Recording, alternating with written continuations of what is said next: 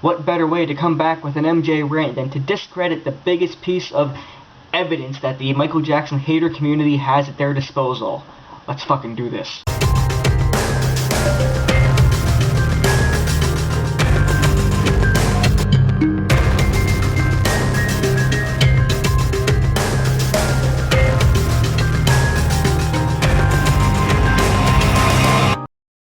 So in the Michael Jackson myth versus reality video that I made, I discredited pretty much every single major theory that the MJ haters have, but there's one in particular that they hold on to a lot because it's the strongest one, and even though it's pathetic, they do have to hold on to whatever they can, right? It's called grabbing at straws. Anyway, so what we're talking about, of course, is Jordan Chandler's drawing from 1993. Did it match? Well, let's find out. It was funny because I was sent this article, which is basically a mock parody version of the VindicateMJJ.com. A very, very credible website. You should check it out, by the way. They post a lot of court documents and analyze them. The MJ haters will say that VindicateMJ is basically a fake site used to make MJ appear innocent, which is not true, because if that was the case, they would never post court documents. They would just run their mouths. However, they do post court documents. MJFacts.com does not. Anyway, so this website posted a little article trying to prove that the drawing did match. And this should prove that this website is totally credible. Dun dun dun dun! That is the cover photo. So, if that is not the face of a very credible website with professional information, then I don't know what is. Was Jordan Chandler's description of blemishes on Michael Jackson's penis correct? I hope the yawn added some dramatics. Well, let's take a look at the real facts before I tell you a definite yes or a definite no. Oh, yeah. So let's start right at the beginning. I'm sure most of you know how Jordan and Michael Jackson met, but for those who don't, here's the story. Michael Jackson was out driving his automobile when it suddenly broke down. It broke down just across the road from Jordan's stepdad's car rental business. Michael went over to ask for help and assistance, and Jordan's stepfather happily complied. Jordan had previously met MJ many years back in a restaurant. Jordan's stepdad told Michael about this and told him how Jordan had become a massive fan of him and his music since then. So Jordan Chandler's stepdad phoned Jordan's mother and told her to bring Jordan down to his car rental business quickly to meet Michael once again. After a brief meeting at the car rental business, Michael and Jordan exchanged telephone numbers and kept in contact with each other. Eventually, Michael invited Jordan over to his Neverland ranch, where in time MJ started spending lots of unsupervised time alone with Jordan. So the very first biased fucking piece of information we have here is just that Michael invited them over. It's always the same thing with these haters, that Michael invited them all. In their mind, Michael never invited the whole family, or that Michael never, the kids never invited themselves. But if you actually looked at the real facts, most of the time the kids actually invited themselves, or Michael, and if Michael did, he would invite both the child as well as their parents. Anyway, Jordan had come from a broken... Oh, and I should probably mention as well, sorry about that. If it was so unsupervised, then why when Michael Jackson stayed at Jordan Chandler's house was Evan Chandler there? Evan was there in the house when he apparently found him spooning. If Michael really wanted so much alone time with him, do you really think Michael would spoon him in his own house with Evan there? God, you guys are such idiots. Jordan had come from a broken home with his parents separated. A broken home. Yeah, his father was... Evan was a dentist, dude. And wanted to be a film director. He had money. Not enough to make his movie, but he definitely had money. So broken home, my ass, because his parents were separated. So many people's parents were separated. Way to make it seem more dramatic for Jordan, because apparently he's the victim. Jordan had a sister and stepbrothers, but was a bit of a nobody within the Chandler family. MJ put a lot of attention into Jordan, even canceling concerts and important meetings to spend time with him. Bullshit.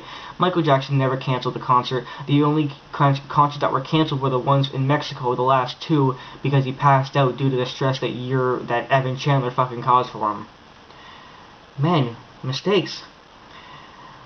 Some say Jordan fell in love with all the attention MJ was giving him. Jordan and Michael had become inseparable. Wherever Michael went, Jordan was by his side. They eventually started sleeping in bed with each other. Locations included Michael Jackson's Neverland Ranch, Jordan Chandler's house, and even hotels in Europe. Jackson had become very attached to Jordan, and he started spending time at Jordan's own home. Jackson spent, because pedophiles like to be alone with kids, Jackson spent approximately 30 days where he slept with Jordan in his own bed. Jackson would often leave as Jordan left for school, and then he would return to Jordan's home as Jordan returned home from school. Jackson was very helpful around the home, doing chores like washing clothes and washing the dishes, and even helping Jordan with his homework. Jordan's parents didn't suspect anything, as Michael was so kind and helpful in and around them in their own home. Eventually, things turned sour as Jordan's father walked into his son's bedroom to find his son and Michael in bed together, allegedly in the spooning position in the same way as a man would spoon his wife. Evan didn't know what to think initially, but eventually approached Jackson and asked him if he was fucking his son. Michael allegedly just giggled. And that's where the paragraph ends. It's never mentioned that all the information in that last paragraph comes from a Michael Jackson documentary, which is nothing but a hate documentary made by Martin Bashir, called the Boy, Michael Jackson and the Boy He Paid Off. Every single bit of information is incorrect. Literally, all of it. They don't mention the fact that the only reason Michael was in the bed at all, is because Michael Jackson had a big headache. Evan Chandler gave him a Demerol injection in order to relieve the pain. He gave it on his ass, which, by the way, would have been a great chance for Evan Chandler to make any notes of Michael Jackson's ass or penis, as far as what it looks like, to tell Jordan later. Additionally, there's no proof that he was found spooning Jordan. No proof at all. There's no proof that he was asked if he fucked his son and Michael just giggled. No proof of that either. And even if Michael was found in the bed spooning him, I'm willing to bet you just about anything that Michael was brought there by both Evan and Ray. So, as a matter of fact, that would actually make more sense, because Evan is such a fucking scumbag. It wouldn't surprise me if Michael was passed out after the injection, brought there into his room by them. Because Michael would have passed out very soon after that injection, had just about no time to walk into the bedroom, molest Jordan, and then spoon him. And on top of all that, even if Michael did, do you really fucking think Michael would do that right in their own home, where they could very easily walk in at any given moment? If Michael was such a pedophile, he'd be a bit more secretive. Idiots. In time, Jordan opened up and told his father that he was being sexually molested by Michael Jackson. Nope, actually, he never said that. You're bullshitting yet again. Every single piece was made up by Evan. The only time he even opened up to say anything is because Evan Chandler drugged Jordan before he went to go talk to Tom Sneddon, and then when Sneddon and the officers questioned Jordan, he just said things out of being high or whatever. He was drugged by Evan. Evan wanted to keep his son out of the media spotlight, so started negotiating with Jackson for an out-of-court settlement. Negotiations broke down, and that's when the whole thing became public and the police became involved. Both Jackson and the Chandler family were subjected to a media frenzy. The Chandlers were hit the hardest, with television news crews swamping their streets and homes with threats from hateful Michael Jackson fans. This included hateful letters, and even the head of a small rodent was sent to their home by an MJ fan. Wow. As with anybody who goes to the police with allegations, they are put through tests to see if they are credible or not. Every single professional that interviewed Jordan found him 100% consistent and credible. This also included Dr. Richard Garner, who is a specialist in false molestation allegations. You know, I'm not going to take very much from that, and I'll tell you why. Because remember that boy from 1994 that Diane Diamond checked on? The boy who was actually from here in Toronto? And his story was so fucking consistent that he could actually name the appearance of all of Michael Jackson's news crew employees at Neverland.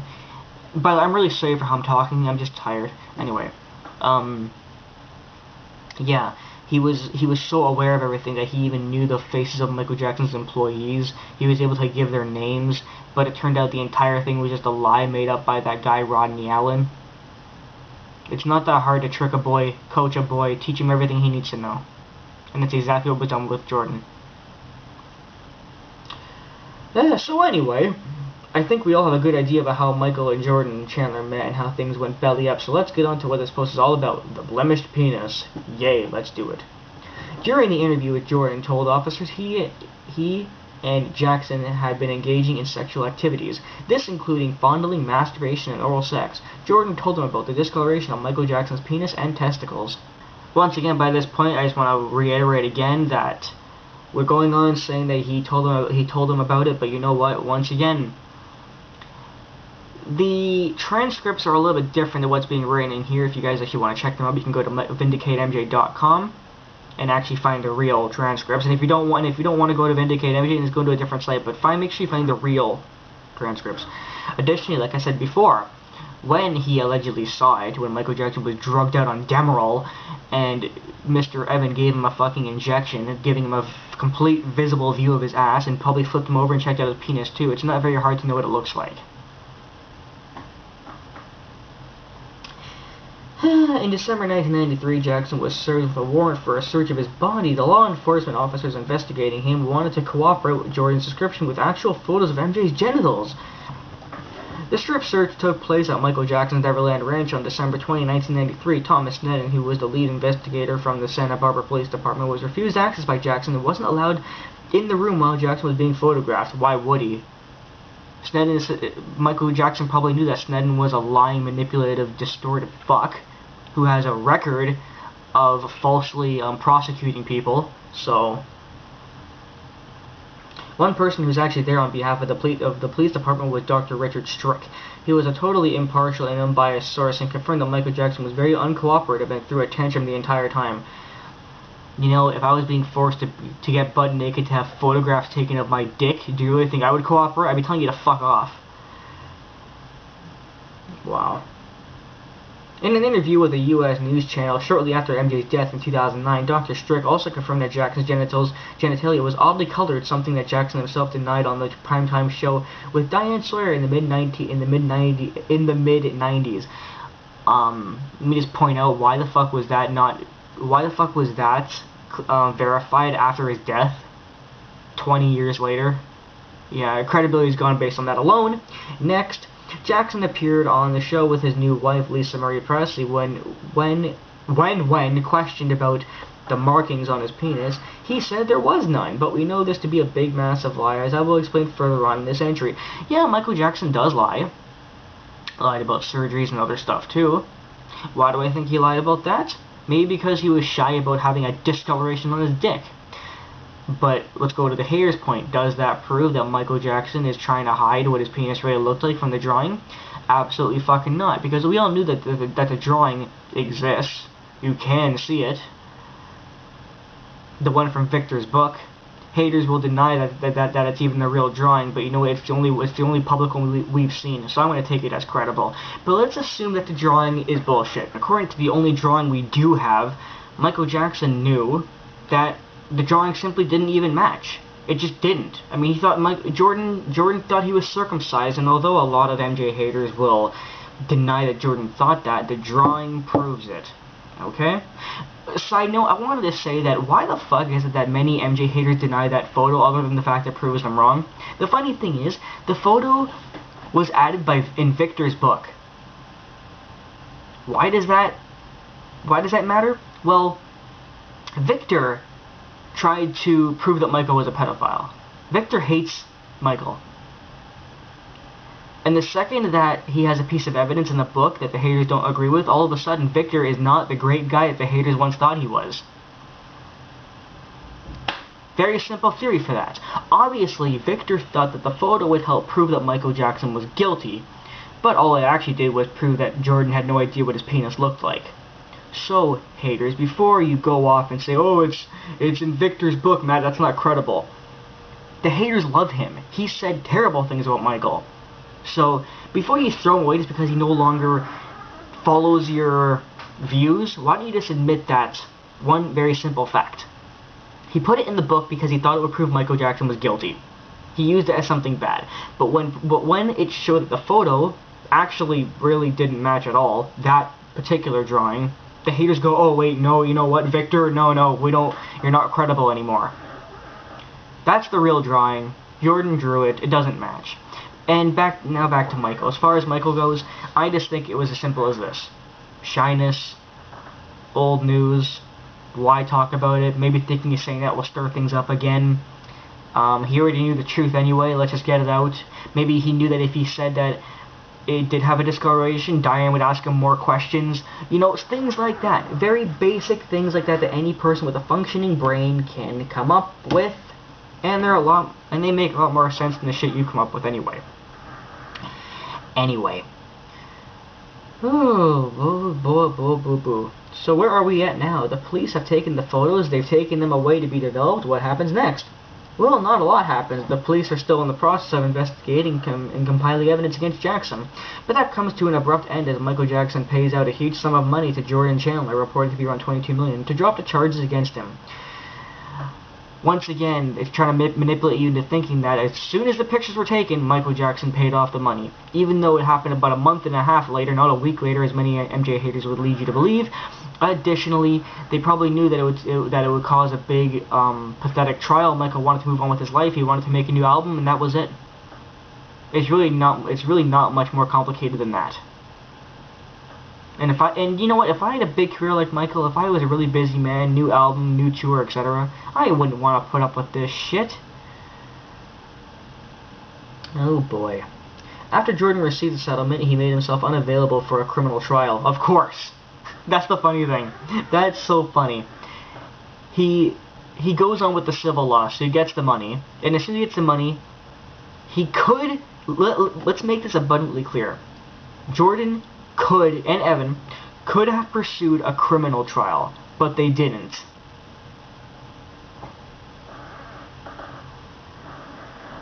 Wow. Despite this, though, the authorities were still keen to prosecute Jackson as they believed the evidence they had gathered was very significant. Yeah, Sneddon thought the same thing in 2005, but most of the evidence that he gathered was just fake. He actually literally falsified evidence. Proven fact. But later had to withdraw as without Jordan's cooperation, the chances of having a successful conviction were low. So how do we know if Jordan's description of distinctive blemishes on Michael Jackson's genitals was correct or was a complete mismatch? Which it was. We now have to fast forward in time from '93 to Michael Jackson's third molestation accusation in 2003 and the trial that followed in 2005. This is where information from the allegations that Jordan Chandler made started emerging in all different forms. The lead investigators from the LAPD was Bill Warren, a detective and expert on pedophilia. He spoke on two different documentaries that were, sorry, there's spelling mistakes in here, that were made on Michael Jackson and the boys' allegations made against him. One of these was called Michael Jackson's Boys, which Martin Bashir used clips from his own documentary called Michael Jackson's Secret World. The other one was called Michael Jackson and the Boy He Paid Off. If you actually watch those documentaries, by the way, you'll laugh your head off at how fucking pathetic they are. Although, on The Boy He Paid Off, they actually show the recording where Evan Chandler's like, I'm going to destroy Michael. He will not sell one more record. June is going to lose Jordan. Yeah, what a great man. He's admitting he did all this, but of course, the MJ haters go, no, that audio was doctored to, he actually cares about Jordan. Fuck you. On both documentaries, Bill Warren confirmed that Jordan's drawing had cooperated with the photos taken of Jackson's genitalia. He went on to say, he described Jackson's genitalia. It was unique because of the discoloration, and then we obtained a search warrant to photograph Jackson to cooperate. What the child had said, when photographing Jackson's genitalia, it did cooperate. In other words, the boy saw Jackson naked. Did this mean Jackson molested the child? No, but it had credibility to the child. No, it fucking doesn't. Oh my god. Bill Jordan also confirmed that not only him, but every single person in his department that interviewed Jordan found him consistent and credible regarding the allegations he made against Jackson. So we had the lead investigator from the LAPD Police Department confirming that Jordan's description of the unique blemishes on Jackson's genitalia was absolutely correct. But do we have any more sources that confirm this? Yes, we certainly do. We now have to go into MJ's 2005 trial, where the district attorney, Thomas Sneddon, very credible man, declared under penalty of perjury that he believed Jordan Chandler's description and drawings of distinctive blemishes on Michael Jackson's genitals was accurate and not something that the boy could have randomly guessed.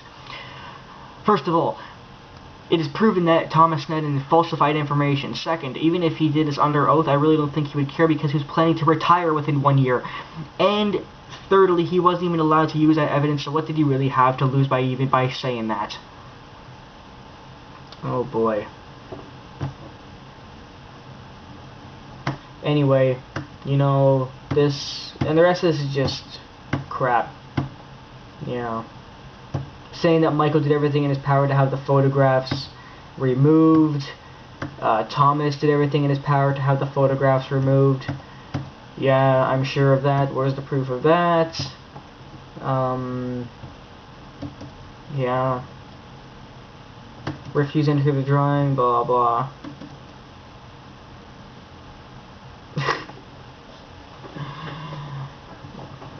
It's just talking about people who believe they matched. Do we have any other evidence that it matched? Well, you have to ask yourself, if Jordan's description absolutely did not match, or if it contained big errors like circumcision versus non-circumcision, which it did, then why didn't Michael Jackson ever dispute it? Because, again, it would take a long time, maybe? I don't know, maybe that's why? Maybe Michael was told not to for whatever reason? Why did Michael Jackson allow law enforcement officers like Bill DeWarren and Thomason to say it was a match? Maybe he didn't care anymore? I don't know.